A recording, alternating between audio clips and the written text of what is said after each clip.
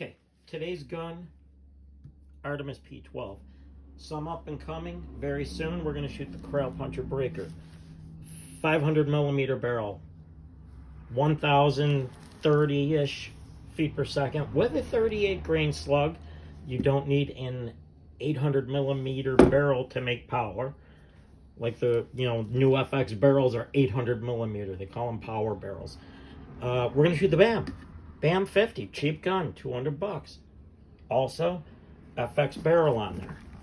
Liner and barrel. Pellet liner on that one. But let's talk about today's awesome gun. Artemis p12. No, I didn't buy this gun and then decide to do this work. I researched the gun, a lot of different guns, and this was the one.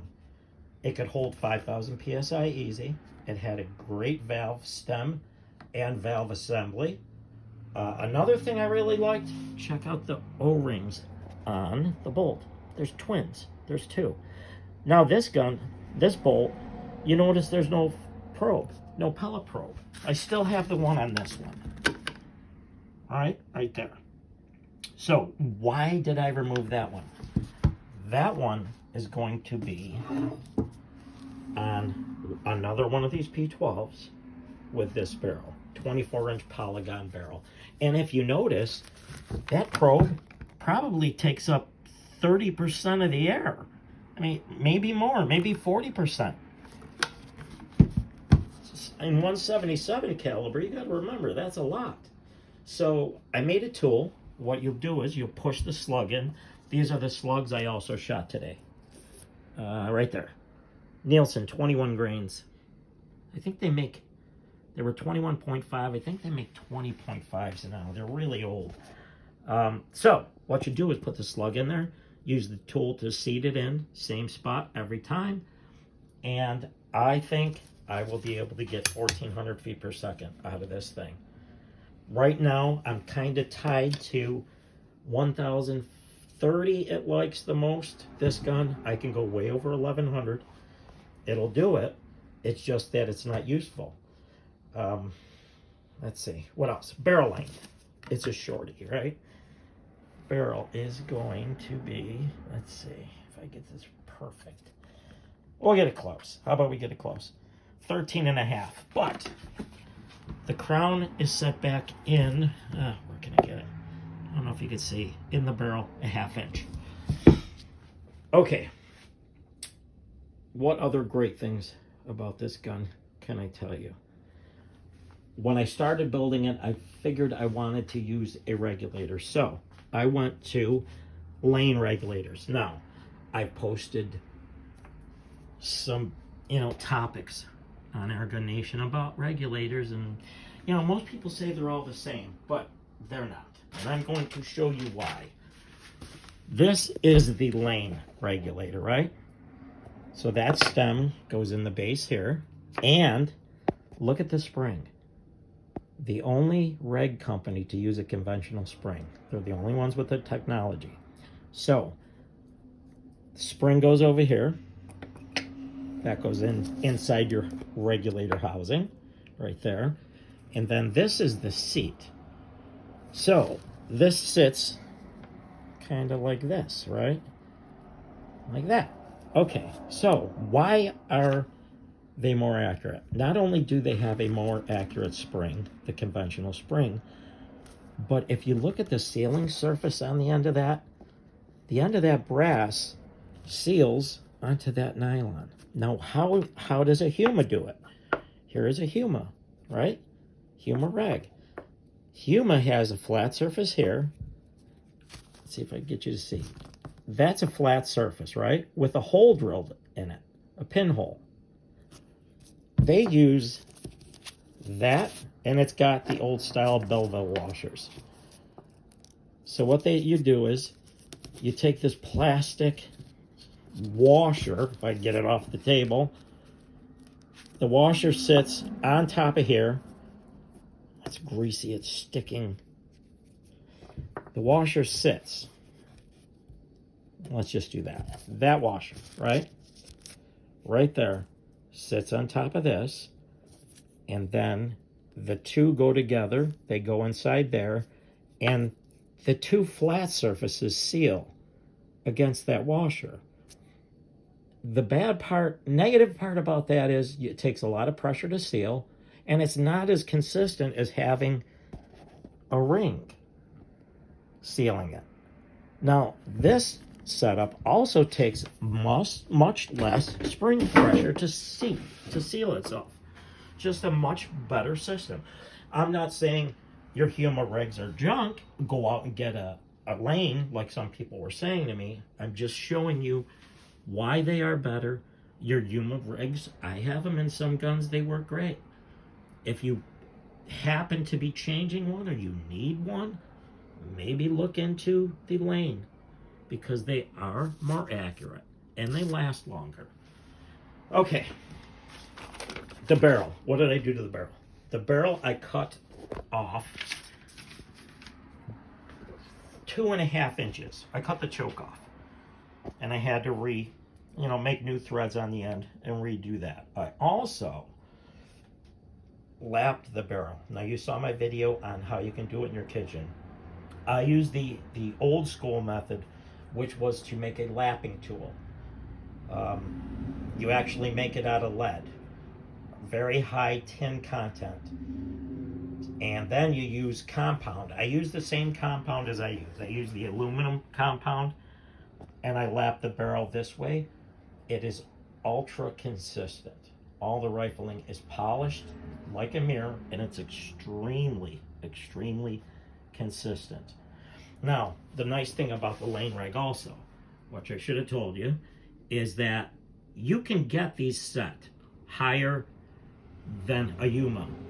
They will set these from the factory to, 200 bar. For mine, what I did to set it to 4,000 PSI was I added washers to it. Now, this is not the exact. There's usually one washer on each side of the spring to protect the aluminum and brass. I added 5 of them to this gun, and I got it to it's like 4,100 PSI. And I've had comments the gun is on the verge of breaking. When you watch this gun shoot in the video, you're going to hear how quiet it is. Extremely quiet. The valve. How did I set the valve up? I've got the stock spring, I've got the stock hammer, and I set the valve timing, the duration of how long the valve stays open, by the length of the stem. I cut the stem down, and it took me like 2 hours to get it perfect. So now I'm not wasting air. The valve is not opening too far, staying open longer, and wasting air. That's why the gun is so extremely quiet. Very quiet. Ammo. And here's the thing, guys. I don't have a sizer. I just ordered it for this ammo. And I have shot groups well under 1 inch with this gun. Extremely accurate. And wait till you see the speeds. Like I said, everybody's saying you got to have a long barrel. It has to be this. It has to be that for accuracy. That's not true. That is definitely not true. You know, I've spent a lot of years building guns, and that's what I am. I'm a builder. A tuner to me is a guy who polishes some springs and turns a couple knobs on a gun, and that's it. That's a tuner. You know, there's a lot of different ways you can make power. And the reason why I got into this video so quickly is I saw someone from up north made a video. They were showing a Zeus, very big caliber gun, and you definitely need a long barrel with that gun. But he was also talking about another big company that now has an 800 millimeter barrel, and he said that's how you make power with air guns, is you have to have a long barrel. And that is not true. And like I told you guys, I'm going to show you all of this. I'm sorry I haven't posted in a while, but I've been sick, and the great thing is my hair is coming back, so I'm positive and I'm ready to go. And I'm going to make you guys some great videos, and it's all factual. If I don't know something, I will find it out for you. So, let's get on to that video, and you guys can see what this gun does. And then, well, maybe next week, maybe this weekend I'll do the video on the Krell. You can see how the Krell performs. But you're going to be shocked at this little gun.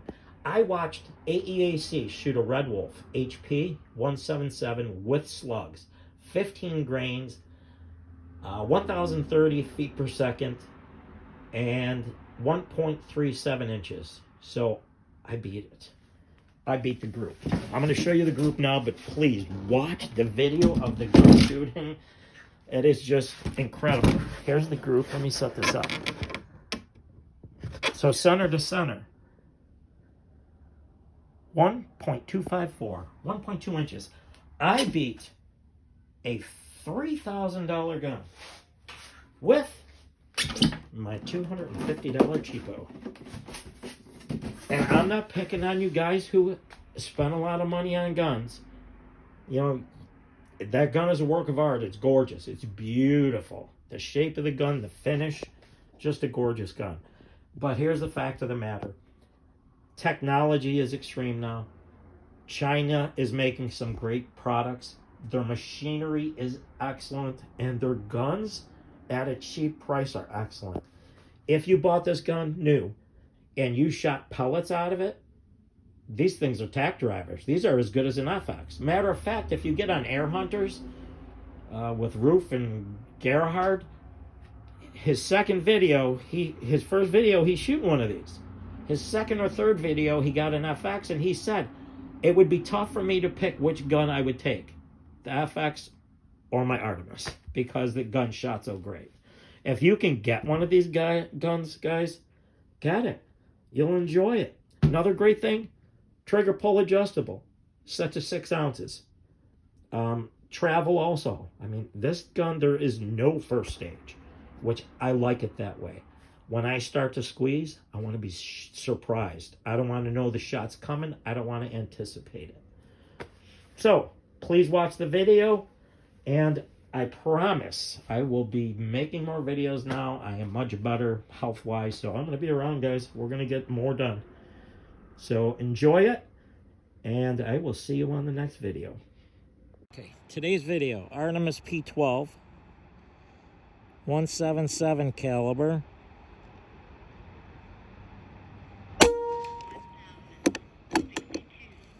Shooting Nielsen 21 grain slugs.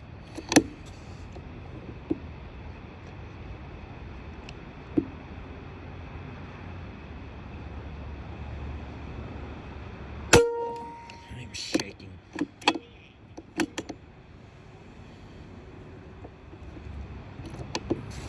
Choke cut off the barrel.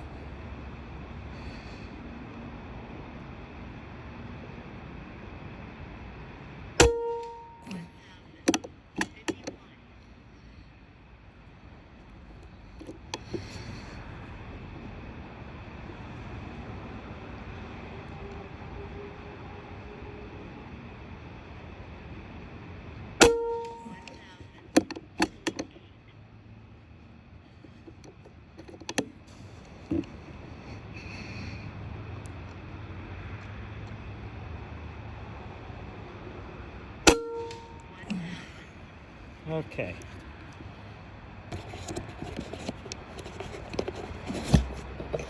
That's 5 rounds. This is the gun. Artemis p12. I'll take it and we'll measure the barrel, and I'll go over some other aspects of the gun.